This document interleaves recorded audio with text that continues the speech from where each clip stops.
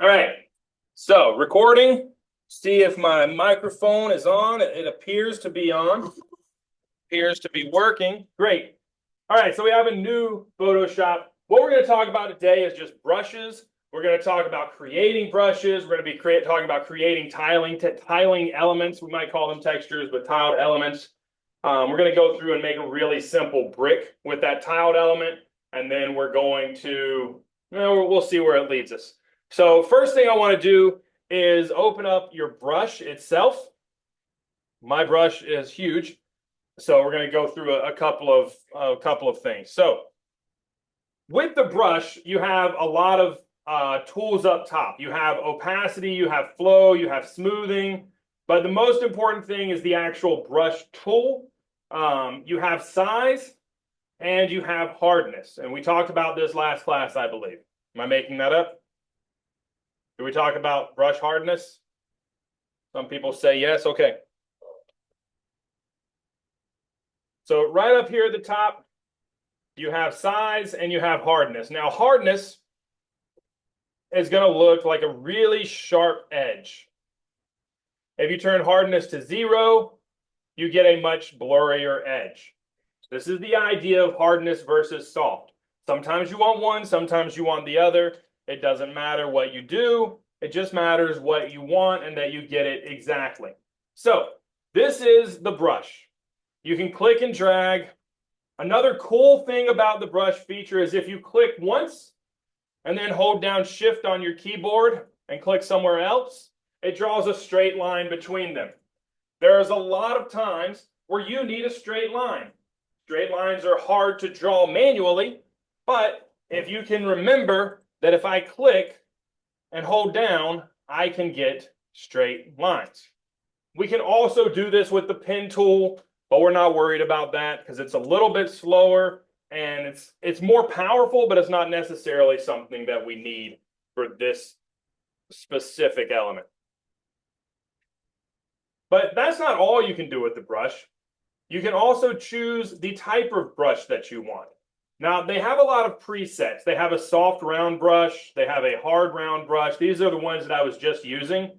You can modify them yourself with the hardness. But when it gets really cool is when you get down to some of the media brushes. We'll make this one really big so you can see it. Right? So this is a brush. It's not a keystroke. You're not having to go through and actually make all of these designs specifically. It's just a natural brush that makes this kind of splat effect.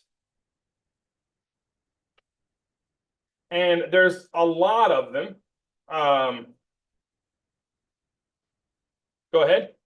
Okay, so I call up, like, how do you pencil brush, brush type. Brush types here. How do you get these? Yeah. Okay. So you should, when you open it up, you should have hardness here, you should have size, and then down here at the bottom, you should have these different brushes. Do you not see them? General brush, dry media brush, and wet brush. Yep. So if you click on the left arrow beside dry media brushes, that's what I'm using right now. Yes, sir. And each one, when you click on it, it has like a size, 8 pixels, 10 pixels. If you just want to see it better, you can make it bigger. So I clicked on, mine has a Kyle Ultimate Pencil Hard. I clicked on that. And then Kyle's Drawing Box Happy HB. I click on that. And then there is Kyle Ultimate Charcoal Pencil. Click on that. And you'll see that all of these are just different representations. You're still using the same color, right? But in some of them, the flow is 55%. Some of the flow is different. So I'm going to go back and I'm going to select just a general media or a general brush hard round.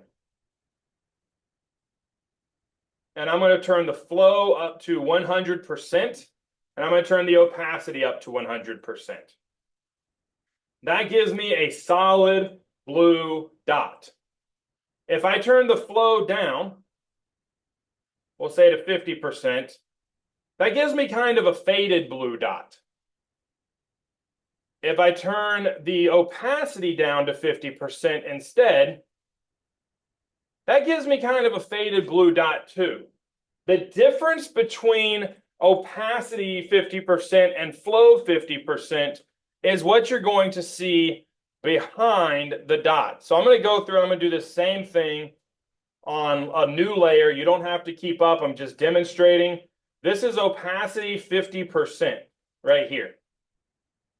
This one on the right is going to be flow 50%. It looks like that. They look really similar, right? I'm going to come to layer 1. I'm going to choose a different color, say red. I'm going to turn red back up to 100, 100. I'm going to paint it underneath. They look pretty much the same, right? More or less.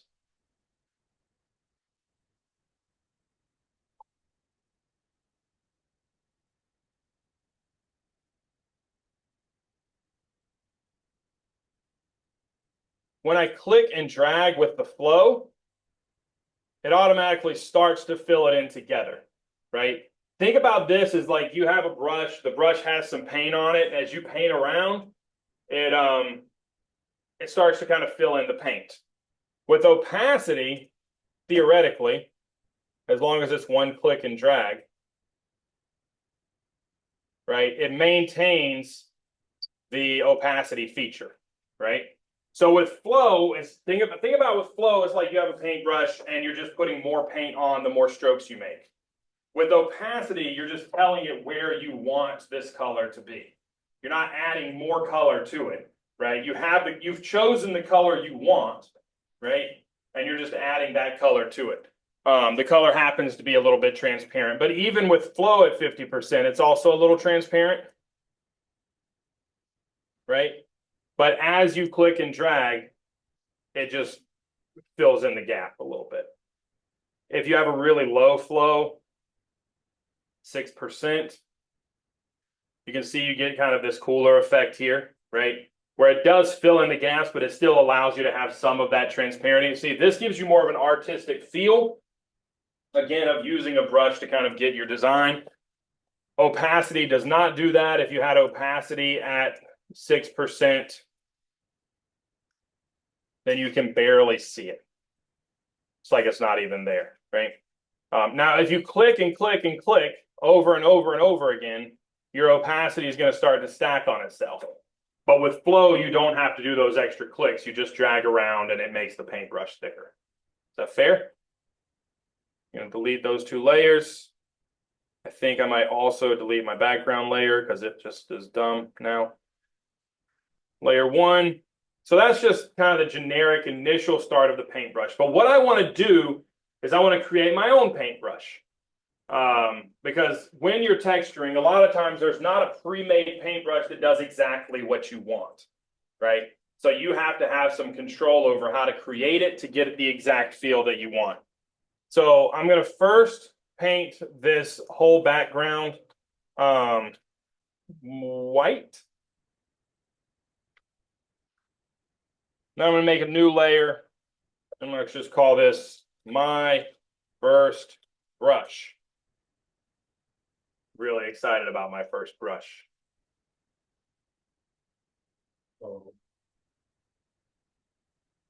How'd you paint the background? Oh, he said make a new layer. It's how it's my first brush. Yep.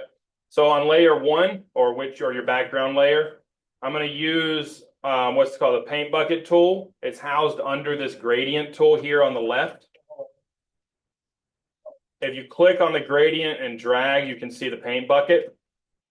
And then I choose my color white and just click and it fills the whole thing white. Oh. Yeah. So by default, I have a layer and it's empty, right? There's nothing on it. What I'm going to do is there's a gradient tool here on the left side. Oh, right. It's right under the eraser above the little teardrop. Okay. If you click and hold on that, then you can drag over to what's called the paint bucket tool. And once you have the paint bucket tool selected, you just choose the white color from your color picker and then one click will paint the whole thing white.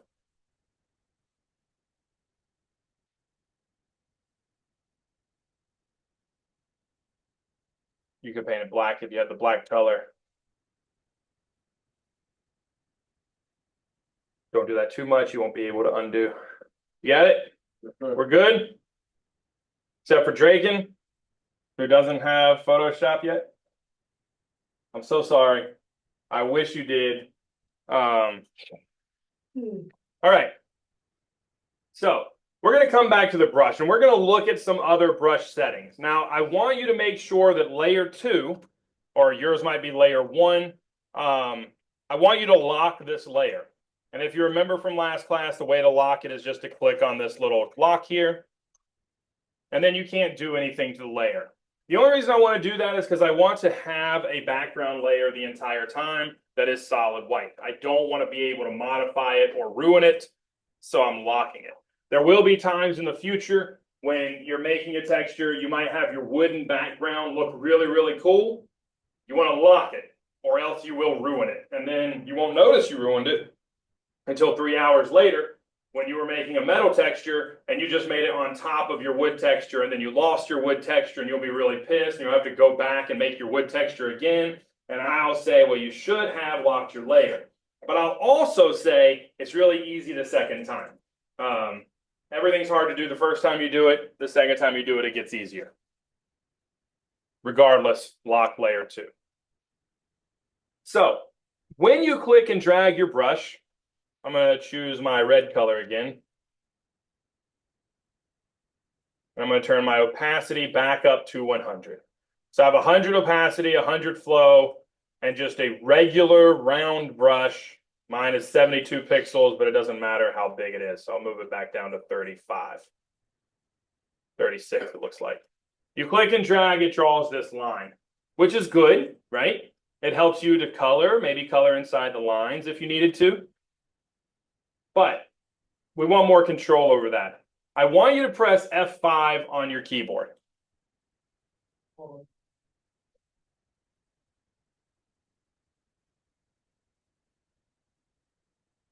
When you press F5, it brings up what are called the brush settings and the brushes tab.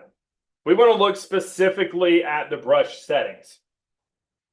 So by default, we have a round brush that when we click, it drags all the way down. But if you zoom in, you'll see that there's some it's not great, right? It's not smooth as it could be. The reason for that is the default spacing is at 5%. If you turn spacing down to 1%, then you get a smoother line. The reason it's at 5% compared to 1%, 5% is usually good enough, right? And it helps with performance. 1% means that it's really putting these things as close together as it can. But if you turn spacing up to 100%, then now you're making like polka dots, right?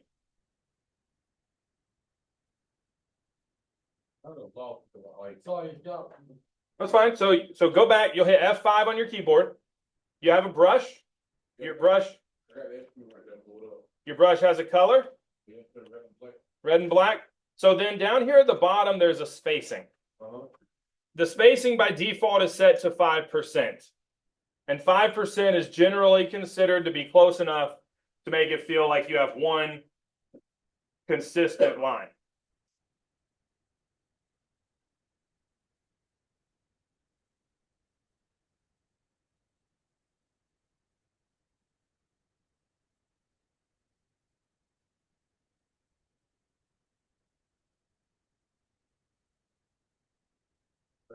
No problem.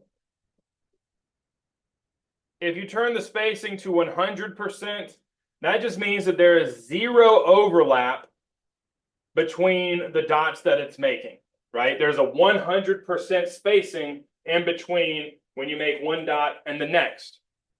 If you turn the spacing to 200%, which is close enough, there's about a dot space in between each dot that you make. And that's just if you're clicking and dragging. Now, this comes in really useful. Let's say you wanted to make a straight dotted line. Well, you could just hold down Shift and click, and now you have a straight dotted line. If you wanted to, well, that's spacing on your brush. Simple, right? It just changes the way the brush looks. Now, on this same setting, you have the type of brush that you're using. You could change that, but you also have the angle of the brush and the roundness of the brush. We're going to stick with this perfectly round brush right now. Now I'm going to turn my spacing back down to 5%. I want to turn my roundness down to 20%. And now you'll see that my brush looks over here in this kind of representation. My brush looks squished because I turned my roundness to 20%. So now it's almost like calligraphy, right? But now you can really start to see the spacing between. I'm going to turn my spacing back to 5. Yes. Whenever I like put the brush, it's like delayed, right? Is there If you look in the lower left, are you at 512 by 512 pixels? Yeah. You just have a lag.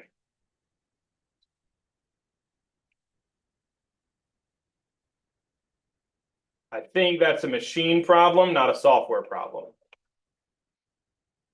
I think your machine just can't keep up with Photoshop. That's my guess. I can maybe there's something else. I can look real quick.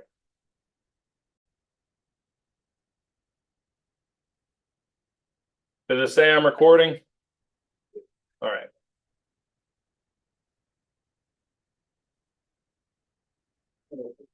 How do I like close the recording? They should be posted in the class. But I will, again, I need to organize the class better.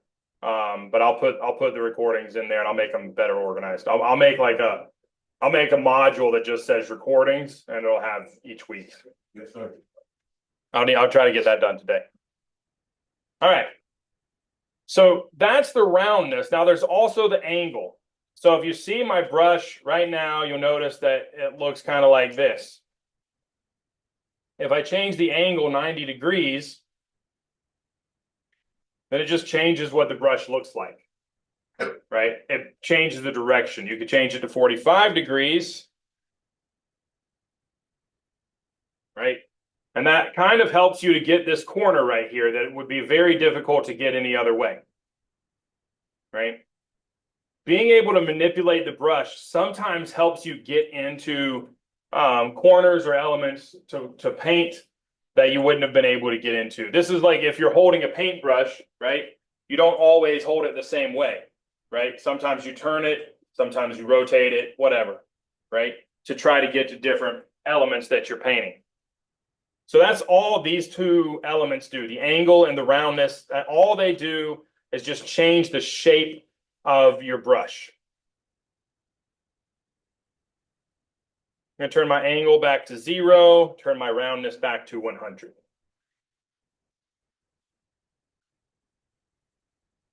And then for the sake of demonstration, I'm going to turn my spacing back up to 150.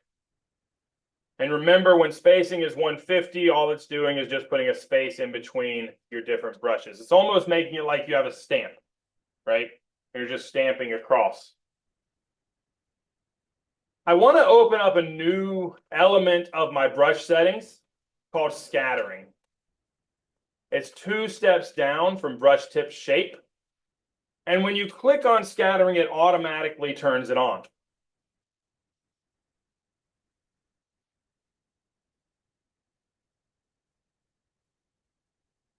You can imagine, hopefully, what scatter does, right?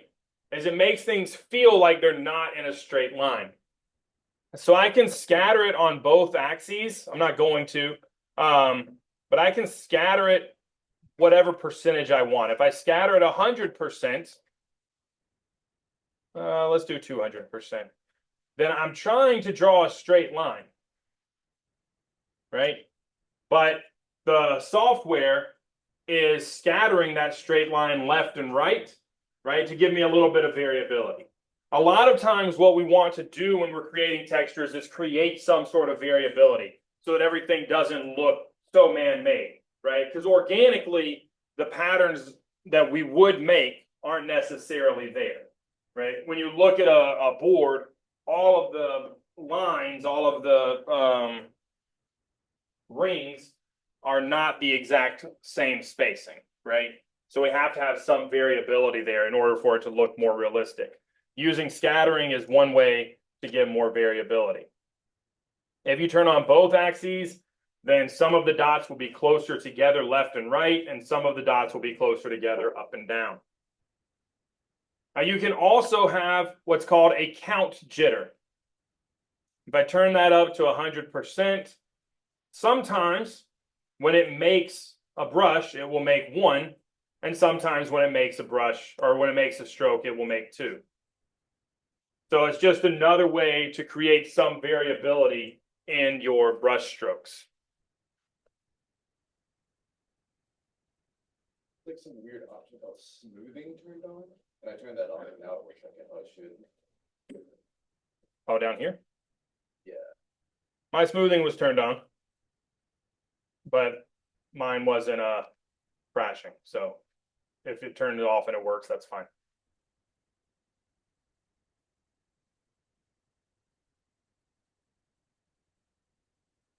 There's a lot of other settings in the brush that we're not going to worry about right now. The ones that I think is important is the scattering. We're also going to look at the shape dynamics.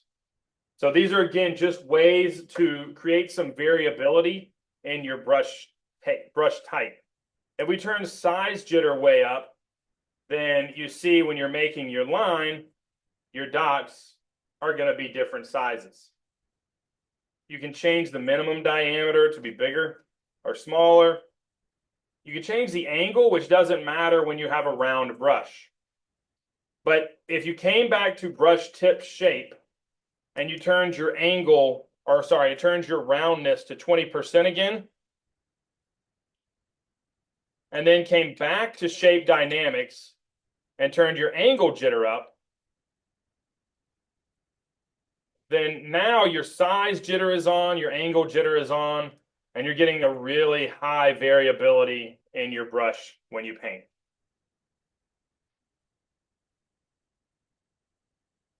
You can also have a color dynamic jitter, which we're not going to use right now.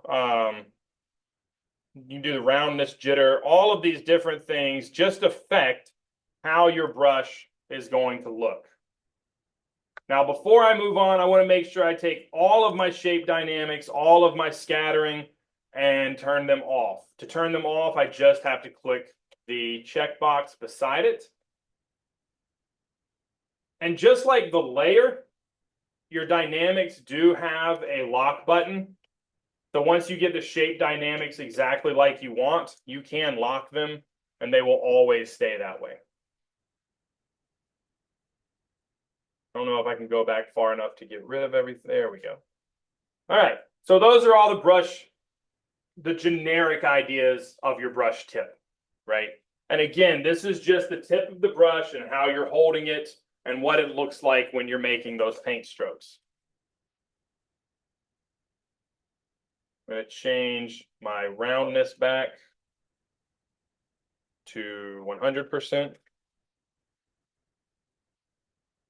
So now I have just a regular round brush. So what I want to do is I want to paint my first set of bricks. What? Good spacing.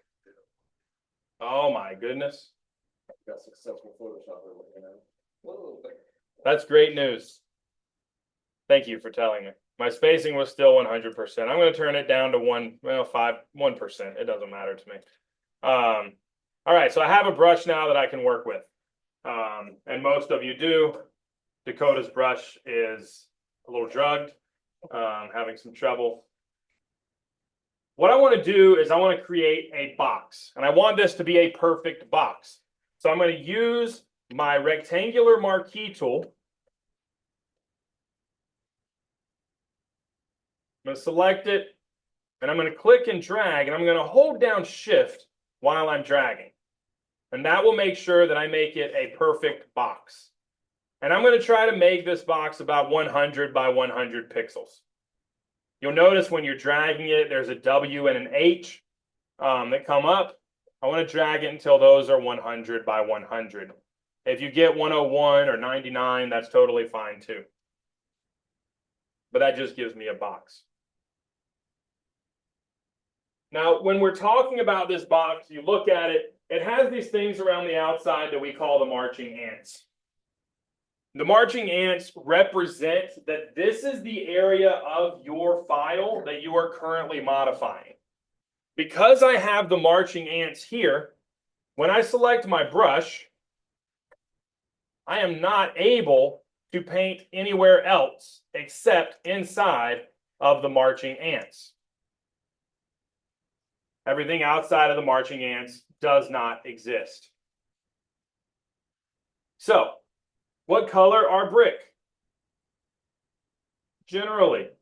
Red or white, how did you flip the marching ants? It was like So to get the marching ants, there's a tool here on the left. It's called the rectangular marquee tool. It's the second tool from the top. And if you hold down Shift, then you can draw it as a square. So brick are basically red or brown, reddish brown, sometimes white. The general idea when you think of brick is reddish brown, right? So we have to go find a brick color. I'm going to choose this one. It doesn't matter what color your brick is. I'm going to choose this one to make mine red. And the first thing I'm going to do is use my brush, and I'm going to paint this whole thing, this whole box, my whole selection, brick red. Go for it. Somebody's not letting me paint my box. I got the red slitted. Are you using your brush?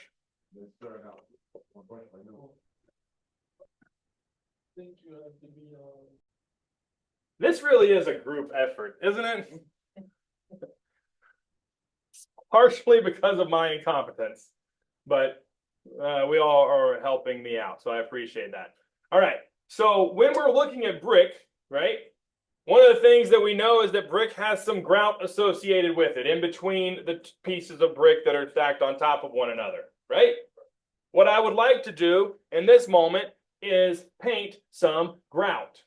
What color is your grout? Grayish white, gray. We'll make a dark gray grout. Now, obviously, that doesn't work because it's too big, right? So I need to change my brush size. We can change the brush by clicking and choosing a different size. But this is hard because we don't always know exactly what size brush we need. What we can also do is directly above the Enter key on your keyboard, there is a left square bracket and a right square bracket. If you press the left square bracket, it will make your brush smaller. And if you press the right square bracket, it will make your brush bigger. If you follow that left square bracket down, you can get something that looks about the size that you want your grout to be. And like we mentioned before, if you click and hold down Shift and click again, first off, I think my grout is too dark. I'm going to make it lighter. If you click and hold down Shift and click again, it will draw a straight line between the 2 points that you made. If you do that, instead of holding Shift and clicking, if you hold Shift down and then click and drag, it will create a straight line in the direction that you're dragging. So again, hold down Shift. I think I zoomed in too far. Can you zoom out? No, I don't know. I can't tell.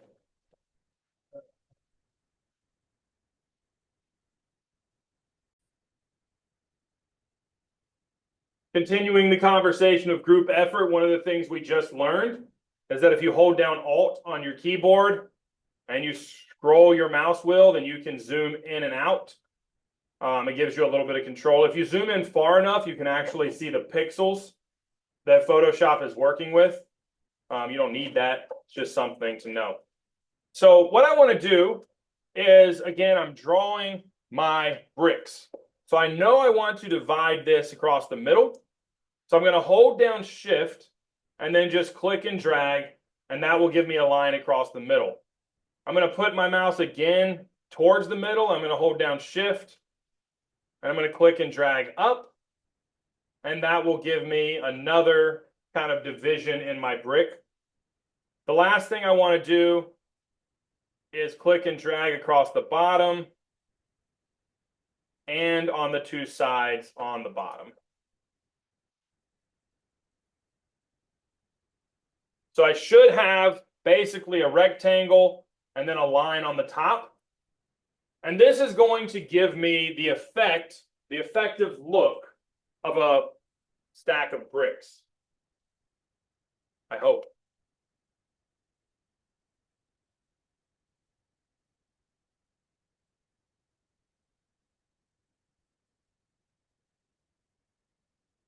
It doesn't have to be perfect because this is for representation. But what we have is marching ants going around a red square with a couple of gray lines through it.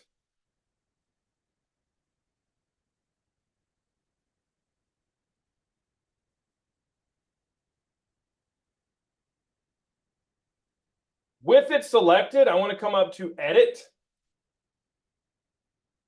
And I'm going to come all the way down to Define Brush Preset.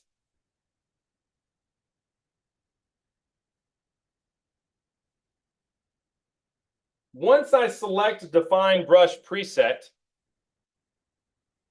I'm going to give it a name. And I'm going to call it my brick brush.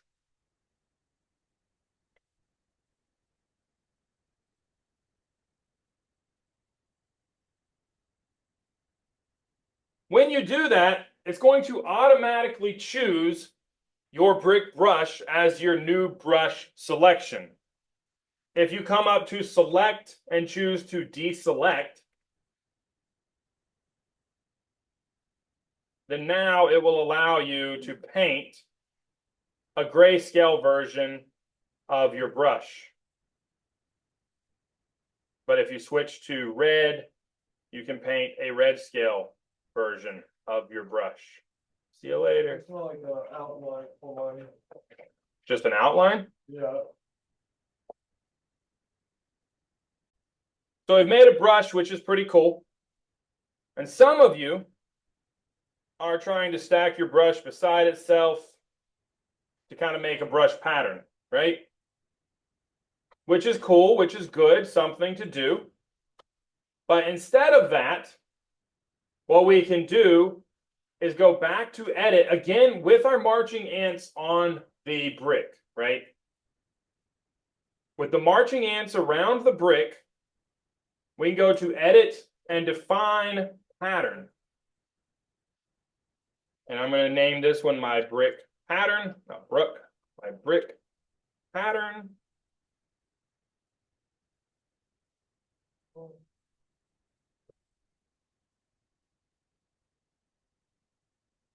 And now that we have a pattern, we can use, go ahead. Sorry, I got sidetracked, sorry, I got lost. That's okay.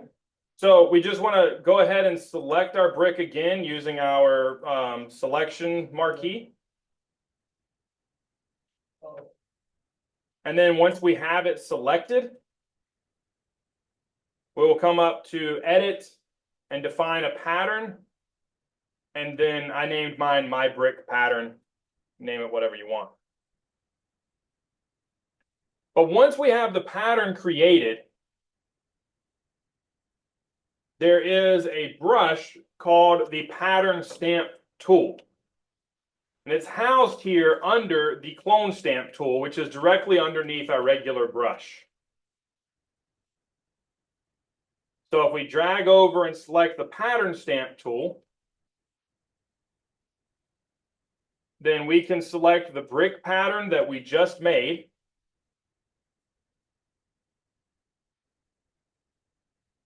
And then if we paint, we get a Mario wall. Split that brick pattern again. Yep, you just make your brush bigger probably, but then you just kind of paint over and it automatically fills it up as a pattern. Go ahead. So you have the marching ants around your box, around your bricks. You'll come up to edit and define pattern. And then you can name it whatever you want. And it will define it as a pattern. Now, if there is something in your pattern that is wrong. So I'm going to grab just another round brush.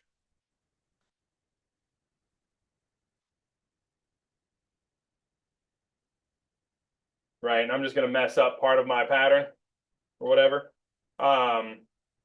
If I make this into a pattern, my wrong brick, not Brook. I guess I could have left it as Brook. My wrong brick. Then I'm going to come through and use the same pattern stamp.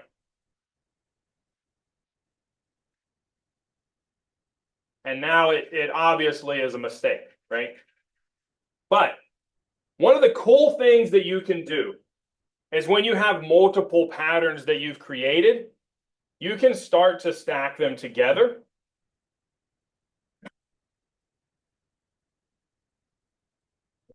And you can use the stack to give you a little bit more variability in your design. Go ahead, Quan.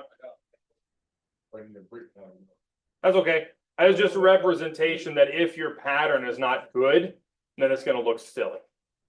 Some of the other patterns that they have a tree pattern, which isn't really useful for what we're doing, right? But they do usually have a grass pattern.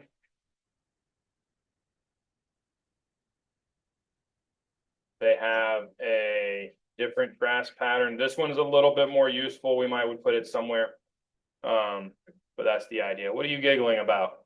Okay, so how did you get, like, after you choose the pattern stamp tool, Yes, it's not letting me, stamp. yeah.